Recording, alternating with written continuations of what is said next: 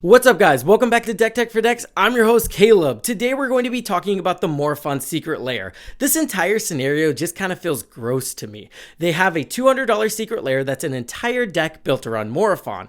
And then if you look at the secondary market of this entire deck, you end up with $180. So you're talking about Wizards, the company that has the ability to put higher cost cards in their product and sell it for what seems like a bargain, is just not doing that here. They're adding in alternate arts and then they're shipping a product that gives you not your secondary market value unless those alternate art cards pop off. That kind of just seems gross to me, and I think everybody's in the same bus. I don't think this is a hot take here. It feels kind of weird spending $200 for a deck that's worth $180. I know that's a little bit disingenuous because of the alternate art, but yeah, it's just kind of wild for me.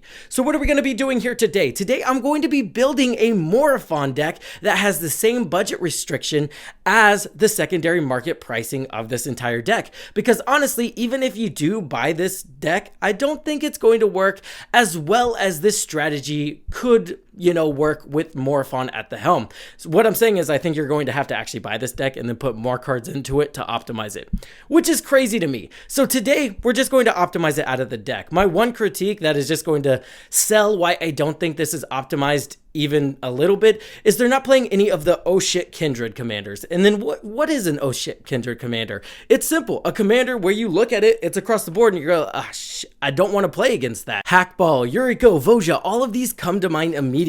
Not only are they insane card advantage engines in the deck, additionally, they can act as complete win conditions. We're also going to throw in Formless Genesis because Formless Genesis just seems like a really fun card I've always wanted to build around, and morophon seems like the perfect commander for this. So I will make you one last deal before we get into it. If we get this to 500 likes, I'll go ahead and build this deck with no restrictions, no budget, and we'll really see what this can be optimized at and what that deck looks like. So click on that whatnot link, get your free $15, get 10% off all of your Tolarian library proxies whenever you use code DT4D, and finally, let's get into the deck tech. We're going to start by going over the nasty synergies, and then we're going to get into how we make the deck actually work. One of the first disgusting cards we have to add to this deck is Voja. This is a 5 CMC Naya commander with Vigilance, Trample, and Ward 3. He says whenever Voja Jaws of the Conclave attacks, put X11 counters on each creature you control, where X is the number of elves you control, and then you get to draw cards for each wolf you control. So you can imagine if you have 5 creatures on the board and every single one of them is a wolf and elf, drawing 5 cards and putting 5/1/1 counters on your entire board state is absolutely game breaking. Hackball, another super broken Kindred commander. For 2 generic, 1 green, 1 blue, you get a legendary creature Merfolk Scout that says at the beginning of combat on your turn, each Merfolk you control gets to explore. Explore, you get to reveal the top card of your library, put that card into your hand if it's a land, otherwise you get to put a 1/1 counter on the exploring creature, then you get to put that card either back on top of your library or into your graveyard. Whenever Hackball, the Surging Soul, attacks, you may put a land card from your hand onto the battlefield. If you don't, you get to draw a card. So you get card advantage, you get this awesome explore ability, which is going to help out a synergy I'm going to talk about later. And then additionally, we're just buffing up our entire board state because again, if you choose to keep that card on top of your library, you're just putting a 1/1 counter on your entire board state while finding the key pieces you need. Yuriko, this card alone will bump this deck up to a bracket 3, but I could not include Yuriko here. This is a 3 CMC legendary creature human ninja with Commander Ninjutsu. Notably, ninjutsu will still work in the 99, so you don't have to worry about that. And then it says whenever a ninja you control deals combat damage to a player, reveal the top card of your library, put that card into your hand. Each opponent loses life equal to that card's mana value. So not only is this a win con, it's insane card advantage. Another gross card we're adding is Nigella the Blade Blossom. For 2 generic and a red, you get a legendary creature human warrior that says whenever a warrior attacks, you may have its controller create a 1/1 white warrior creature token that's tapped and attacking. Then she gets this broken ability for Wooburg to untap all attacking creatures. They gain trample, lifelink, and haste until end of turn. After this phase, there is an additional combat phase. Notably, this goes infinite with a lot of other cards in the deck, but you need a little bit of setup. You need to be able to tap all of your creatures for mana. You need all of your creatures to be every creature type, and you probably need a sliver that gives the ability for all slivers to tap for mana. So yes, there's a little bit of some setup here here, but this card can just go infinite out of nowhere, so if that's not something you're looking for, maybe don't include this girl. Rin and Ciri are also going to be perfect here. For one generic, a red, a green, and a white, you get a legendary creature cat dog. That says whenever you cast a dog spell, create a 1/1 green cat creature token, and then it says whenever you cast a cat spell, create a 1/1 white dog creature token. So you're creating cats and dogs whenever we're casting these changelings. Additionally, for one red, a green, and a white, Rin and Ciri, the Inseparable, deal damage to any target equal to the number of dogs you control, and then you gain life equal to the number of cats you control. So we just get to kind of wipe anything off of the board, and the life gain can come in handy in certain scenarios where we run low or we're paying a lot of life. We'll get into that later. One of my absolute favorite synergies in the deck is Formless Genesis with Temur Battle Carrier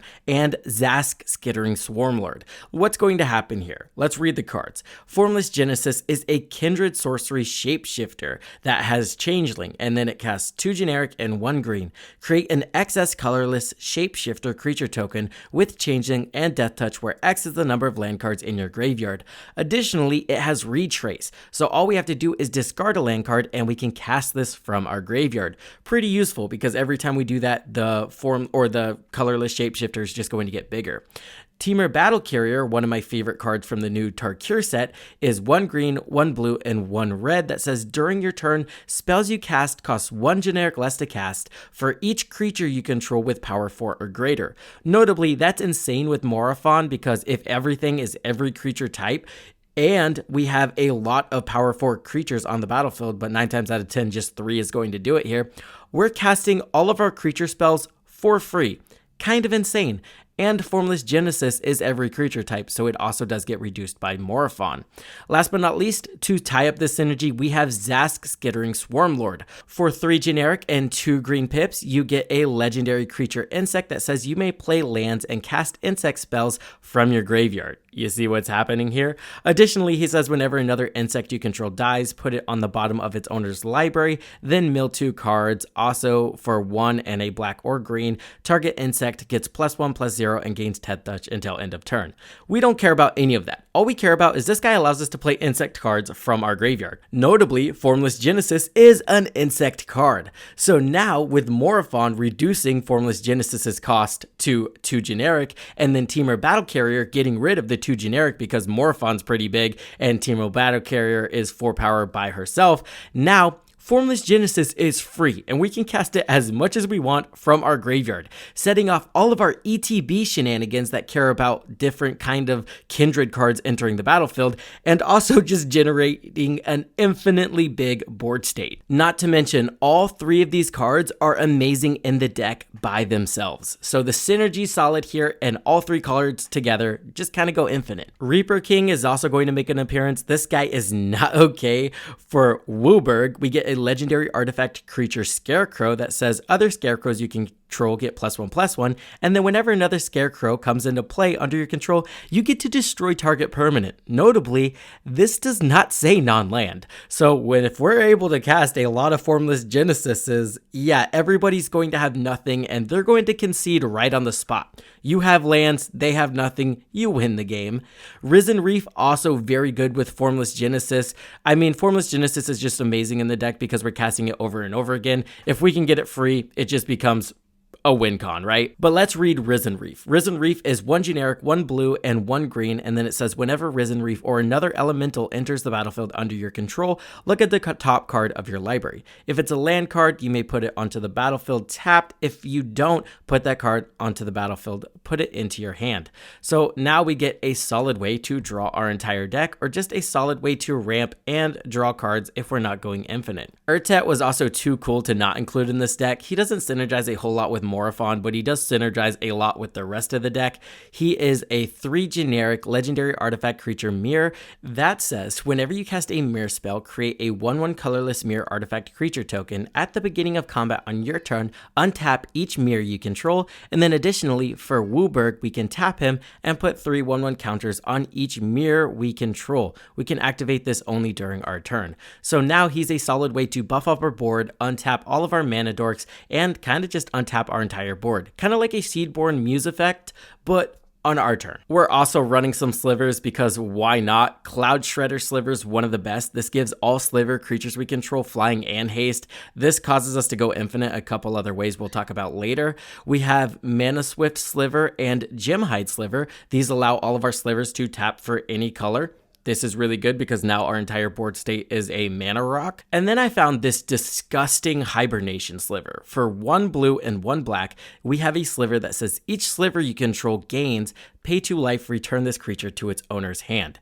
That is not okay in this deck. We're running a plethora of cards that just have, I don't know, maybe a red and a white in their casting cost. Well, whenever we have Morophon on the battlefield, that card's essentially free, right? So now we can infinitely cast these cards in and out of our hand by paying 2 life. So maybe not infinitely, maybe it's limited by your life total, but still, whenever we have a ton of ETB effects we want to trigger, like Reaper King, Risen Reef, or even on Kindred Discovery, this card is absolutely insane. I also want to mention we're playing insane mana dorks like Herabaz Druid and Priest of Titania. Priest of Titania adds 1 green for each elf you control on the battlefield, and Herabaz Druid adds X mana of any 1 color to your mana pool where X is the number of allies you control. So essentially these tap equal to our board state. So whenever we have Cloud Shredder Sliver on the battlefield and Hibernation Sliver on the battlefield and we're able to bounce these guys back to our hand and re-tap them for mana,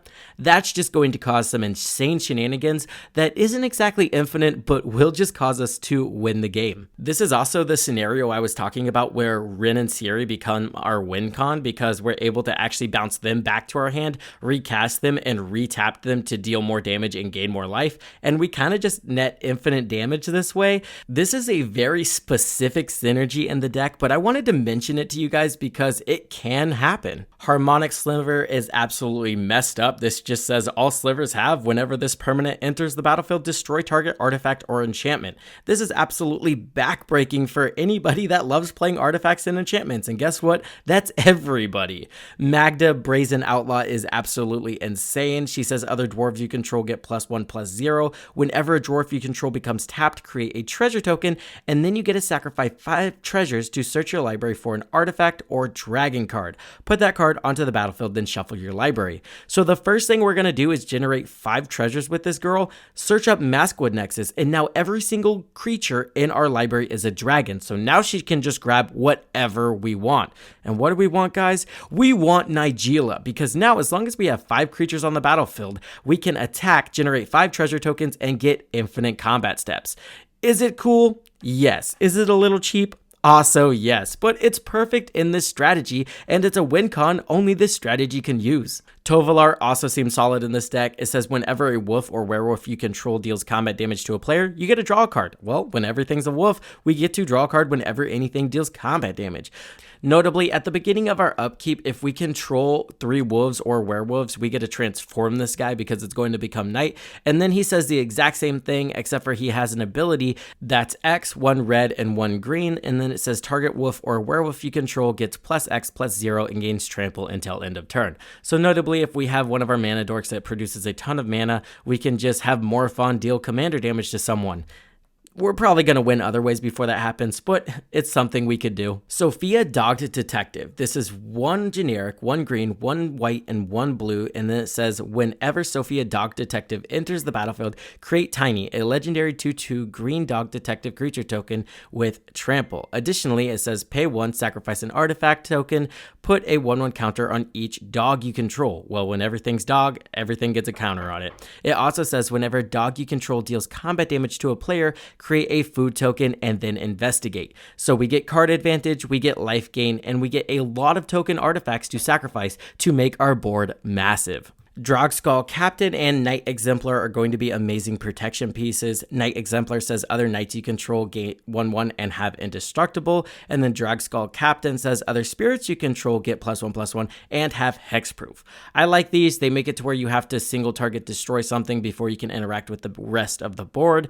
I like Miri the Killing Quill here as well for 1 generic and then 2 black. You get a legendary creature, Vampire Assassin, that says Whenever a creature an opponent controls dies, exile it with a hit counter on it. Assassins, mercenaries, and rogues you control have death touch, and whenever this creature deals combat damage to a player, you may remove a hit counter from a card that player owns in exile. If you do, you get to draw a card and put 2 treasure tokens into play. So we're getting card advantage and we're ramping. I love it. Moving off from the payoffs of the deck and moving on to the synergies, which is the boring part but makes the deck work, we have Mirror Entity. For 2 generic and 1 white, we get a creature shapeshifter with Changeling. That means it's every creature type. Additionally, he has an ability for 1x. Until end of turn, creatures you control have base power and toughness XX and gain all creature types. So this is going to right out of the gate, boom, everything is every creature type. It's kind of like a Maskwood Nexus, but doesn't work on creatures in your graveyard.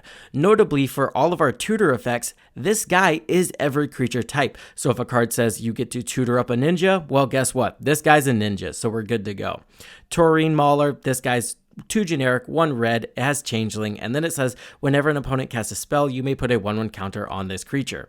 Just adding Changelings to the deck is going to add fuel to the fire and make the rest of the deck work. Changeling Outcast is also going to be amazing here. For 1 black, we get a creature shapeshifter that has Changeling, imagine that, and then it says Changeling Outcast can't block and can't be blocked. So we get an unblockable creature that triggers all of our synergies. We love that here. Next up, we've got Ditto, but if Pokemon was a horror film, if that makes sense. This guy's 1 generic, 1 blue, and it's a creature shapeshifter with Changeling. We can tap him and target creature gains all creature types until end of turn. We can also tap him and target creature loses all creature types until end of turn. This is basically just going to turn Voja or something we want to attack into every creature type and just trigger all the synergies. He himself also triggers all the synergies and all the ETBs we want to trigger as well. Moth Dust Changeling, 1 blue, we get a creature shapeshifter with Changeling that says tap an untapped creature you control. Moth Dust Changeling gains flying until end of turn. Again, Changelings with evasion is very helpful. A lot of these creatures are not exactly massive. Yes, we have things in the deck to make them massive, but anything that has evasion that can get through and trigger our Yuriko effects is definitely very good here. Moriette of the Frost, this guy seems like he has an insane casting cost, but he's not bad at all with Morophon. He's 2 generic, 1 green, and then 2 blue. But honestly, he's just 1 blue and 2 generic with Morophon, so that's a 3 CMC clone basically. This guy has Changeling, and then he says, you may have Moriette of the Frost enter the battlefield as a copy of a permanent you control, except it's legendary and snow in addition to its other types. If it's a creature, it enters with 2 additional 1/1 counters on it and has Changeling. I'm going to be honest, I probably want 2 Risen Reefs, right? Who wouldn't want that? Black Market Connections is also insane in this deck because we like all 3 options. Do we really like paying 6 life per turn? No, but are we going to do it? Oh, you bet. 100% we are. This is an enchantment that says at the beginning of your pre-combat main phase, you get to choose 1 or more. You get to create a treasure token for 1 life, you get to draw a card for 2 life, and then for 3 life, you get to create a 3/2 colorless shapeshifter creature token with Changeling. That means it is every single creature type. So boom, 6 life, you get card advantage, you get ramp, and you get a bigger board state with creatures that are every creature type. This card was definitely built for this deck. It's going to be something that incentivizes you finding Rin and Ciri, that way you can outgain the life you're losing while remove people's creatures. Next up, we have Crib Swap. This is going to have the same synergy with Zask as Formless Genesis, meaning we can cast it from our graveyard since it is a Changeling instant. We get to exile target creature, its controller creates a 1/1 colorless shapeshifter creature token with Changeling. Notably, this can kind of go infinite as well in our own deck, right?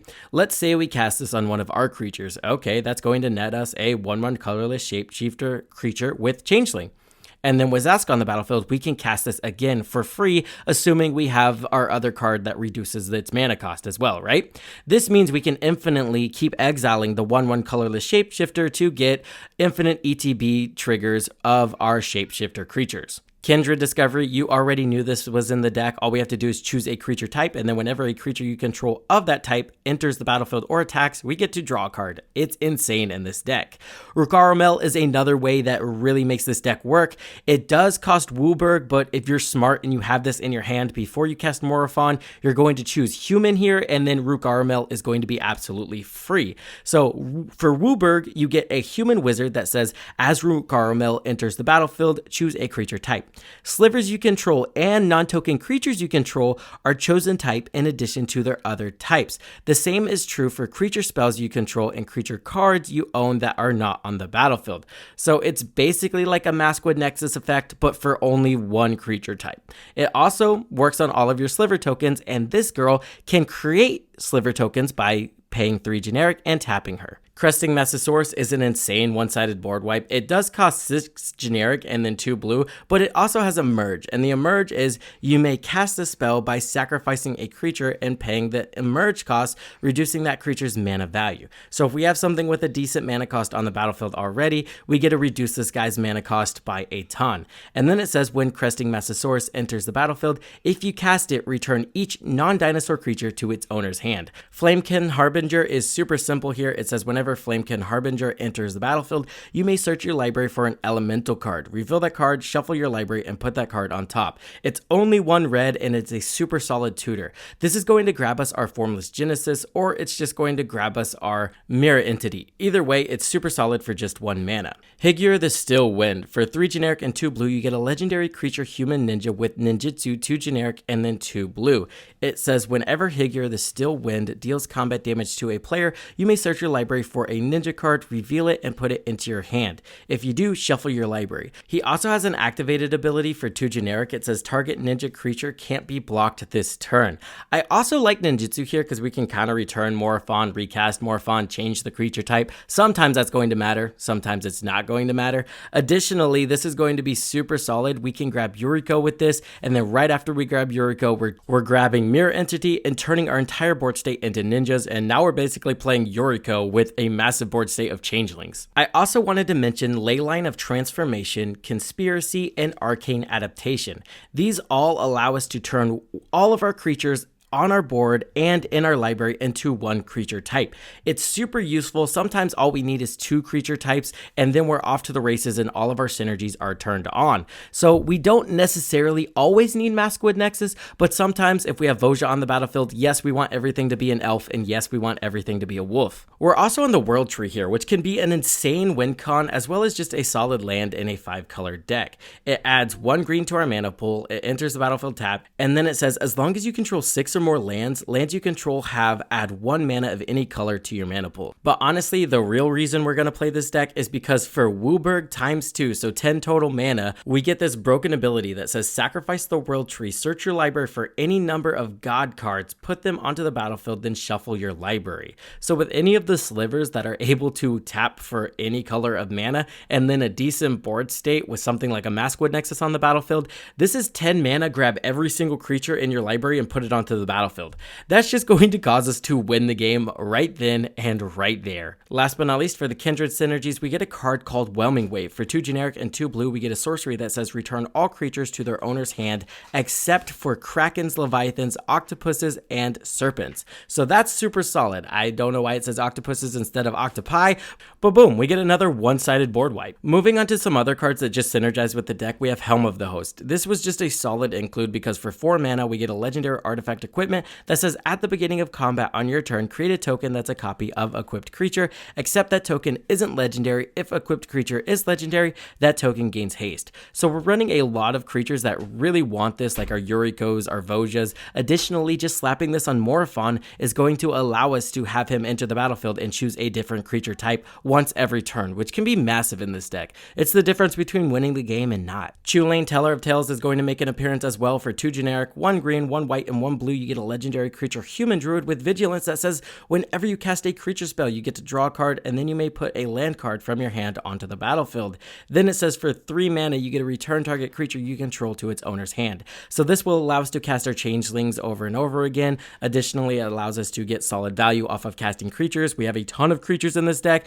That's also why we are running Beast Whisperer. Again, casting creatures, drawing cards just is good here. Xyrus also seems solid here. For 2 generic, 1 green, 1 blue, and 1 red, we get get a legendary creature Snake Leviathan with flying that says whenever an opponent draws a card except the first card they draw in each of their draw steps, we get to create a 1/1 green snake creature token. Additionally, whenever Xyrus deals combat damage to a player, you and that player each draw that many cards. So this is just a way to generate a lot of tokens that are every creature type whenever we have something like Masquerade Nexus on the battlefield. Feyburrow Elder and Bloom Tinder are absolutely insane. They each tap for colors among permanents you control, so if we have one of every color permanent on the battlefield, they tap for Wooburg. Somber Wild Sage just seemed like a very good way to get Morophon on the battlefield early. 2 generic, 1 green, you get a human druid that says add 3 mana of any color to your mana pool, spend this only to cast creature spells. I'm also on Gravebreaker Lamia and Lively Dirge, that way we can entomb our Formless Genesis right into the graveyard. Additionally, Lively Dirge can actually entomb Temur Battle Carrier and reanimate it, so if we already have Formless Genesis on the battlefield, this can just reduce the cost by a ton. Then we can pair that with something like a Life from the Loam to return land cards to our hand. That way we can kind of infinitely cast it, but not really. It's 2 mana every time we do, but we're still able to pay that, and that's still going to generate a massive board state. That's going to do it for this deck tech, guys. Let me know what you think about it in the comments down below. Let me know what you think about this secret lair craziness. And at the end of the day, I hope this helped you in your deck building endeavors, and I will see you guys in the next one.